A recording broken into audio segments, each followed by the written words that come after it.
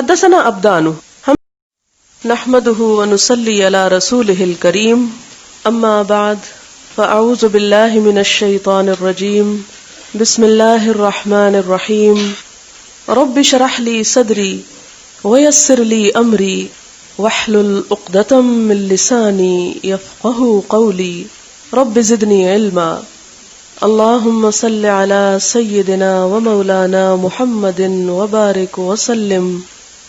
ہم سے ابدان نے بیان کیا قال اخبرنا عبداللہ، ہم سے عبداللہ نے بیان کیا قال اخبرنا یونس، ہم سے یونس نے بیان کیا عن الزہری، زہری سے حا وحدثنا بشر بن محمد، اور ہم سے بشر بن محمد نے بیان کیا قال اخبرنا عبداللہ، وہ کہتے ہیں ہم سے عبداللہ نے بیان کیا قال اخبرنا یونس، وہ کہتے ہیں ہم سے یونس نے بیان کیا ومعمر، اور معمر نے بھی بیان کیا عن الزہری، دونوں نے زہری سے لیا نحوہ، اسی کی طرح.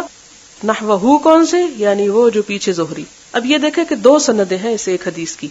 یہ ہا جو ہے نا، یہ دونوں کو الگ الگ کر رہی ہے.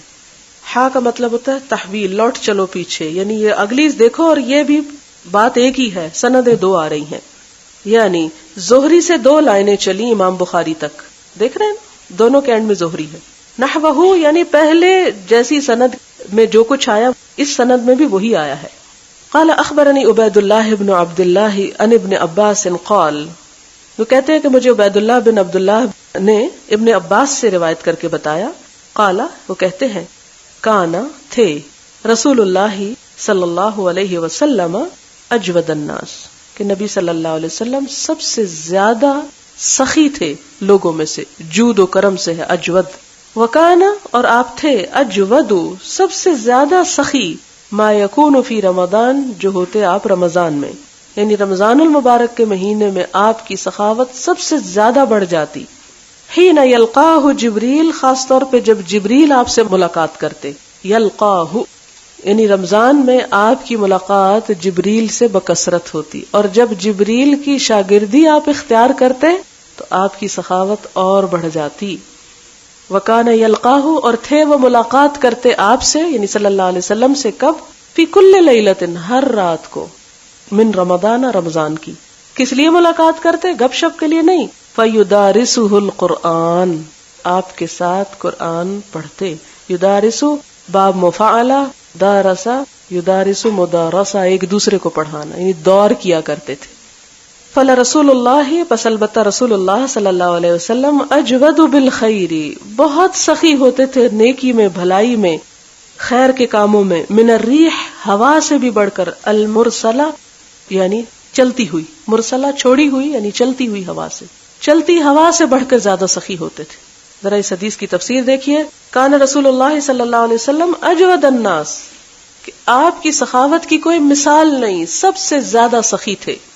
اور سب سے زیادہ سخی ہونے کے باوجود رمضان میں سب سے زیادہ بڑھ کے سخی ہوتے، یعنی سب لوگوں سے بڑھ کے بھی اور سارے سال سے بڑھ کے بھی رمضان میں سخی ہوتے جب آپ کو جبریل کی ملاقات ہوتی. اس سے کیا پتہ چلتا ہے کہ انسان جب ایک اچھی صحبت میں بیٹھتا ہے تو اس کے نیکی کرنے کی رفتار اور تیز ہو جاتی ہے. وہ چیزیں جو اس کو بھولی ہوئی ہوتی یا اس میں تھوڑی کمی آ جاتی. آپ دیکھیں کہ ہم میں سے کس کو نہیں پتا کہ نیکی کرنی چاہیے، لیکن ہم نہیں کرتے علم ہونے کے باوجود. مگر صحبت صالح، اچھے لوگوں کی کمپنی، وہ لوگ جو اچھے کام کر رہے ہوتے ہیں، ان سے ملاقات، ان کو دیکھ کر پھر شوق پیدا ہوتا ہے کہ ہم بھی اور آگے بڑھیں. تو جبرائیل علیہ السلام کے ساتھ جو آپ کی یہ سیٹنگز ہوتی، جو آپ کی یہ صحبت ہوتی، جس میں آپ قرآن پڑھتے پڑھاتے ہر رات کو، اس لیے رمضان میں ہر روز، اور لیلۃ کا لفظ عربی زبان میں صرف نائٹ کے لیے نہیں آتا، ایک پورے دن کے لیے آتا ہے، رات اور 24 گھنٹوں کے لیے لیل کا لفظ آتا ہے.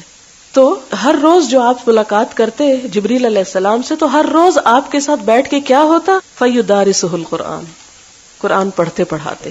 اور یہ کون سا پڑھتے پڑھاتے؟ یعنی نئی وحی نہیں ہوتی تھی، بلکہ جو پہلے آ چکا ہوتا تھا، جو آپ کو معلوم ہوتا تھا، اسی کا مذاکرہ ہوتا تھا. پھر جتنا نازل ہو چکا ہوتا تھا وہ سارا آپ سناتے تھے. اس سے کیا پتہ چلتا ہے کہ قرآن پاک ایسی چیز نہیں کہ جس کے بارے میں ہم یہ کہہ دیں ہم نے پڑھا ہوا ہے، ہم کو آتا ہے، وہ ہم نے ترجمہ پڑھا تھا. نہیں، یہ ایسی چیز ہے کہ جس کا مذاکرہ اور جس کی مدارست اور جس کو سیکھتے سکھاتے رہنا چاہیے. اس میں کوئی کوتاہی نہیں ہونی چاہیے، اس کے اندر کوئی بریک نہیں آنی چاہیے. اس سے تعلق ٹوٹا تو عمل سے تعلق ٹوٹ جائے گا، اور ٹوٹے گا نہیں تو کم از کم کمزوری ضرور آ جائے گی، وہ شدت نہیں رہے گی عمل میں.